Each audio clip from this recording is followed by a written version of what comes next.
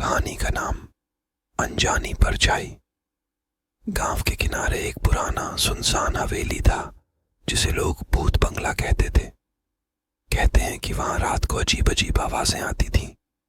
एक दिन गांव के 4 दोस्त राजू, मीनू, सुरेश और पिंकी ने तय किया कि वे उस हवेली की सच्चाई का पता लगाएंगे। चारों ने आधी रात का समय चुना जब सब सो जाते थे।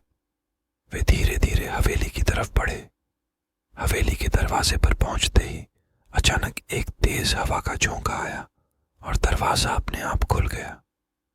अंदर का दृश्य देखकर सबके होश उड़ गए।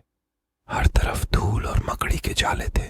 वे चारों हिम्मत जुटाकर अंदर घुसे। तभी अचानक एक कोने से खटपट की आवाज आई। सभी ने टॉर्च की रोशनी उस तरफ घुमाई। वहां एक पुरानी लकड़ी की अलमारी थी जो धीरे धीरे हिल रही थी। राजू ने धीरे से अलमारी का दरवाजा खोला। अंदर एक पुरानी डायरी पड़ी थी। मीनू ने उसे उठाया और पन्ने पलटने लगी। डायरी में हवेली के मालिक की डरावनी कहानी लिखी थी। तभी सुरेश ने महसूस किया कि उसके पीछे कोई खड़ा है। उसने पलट कर देखा, लेकिन वहां कोई नहीं था। उसकी धड़कनें तेज हो गईं। पिंकी ने एक पुरानी तस्वीर देखी जिसमें हवेली के मालिक और एक अनजान औरत की तस्वीर थी। तभी तस्वीर से एक परछाई निकलकर दीवार पर चलने लगी। परछाई धीरे धीरे चारों के पास आने लगी। राजू ने चिल्लाते हुए कहा, भागो यहां से। सभी ने दरवाजे की ओर दौड़ लगाई।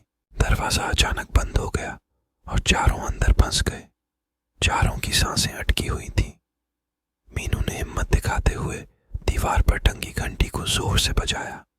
घंटी की आवाज से परछाई गायब हो गई और दरवाजा अपने आप खुल गया।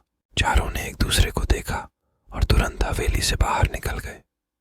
बाहर आकर उन्होंने राहत की सांस ली। 10वां मिनट। गांव वालों को उन्होंने सारी कहानी सुनाई। सबने मिलकर उस हवेली को साफ किया और वहां एक मंदिर बनवाया ताकि बुरी आत्माएं वहां से हमेशा के लिए चली जाएं। इस तरह 4 दोस्तों ने अपनी हिम्मत और एकता से उस भूतिया हवेली की सच्चाई सामने लाई और गांव को सुरक्षित बनाया।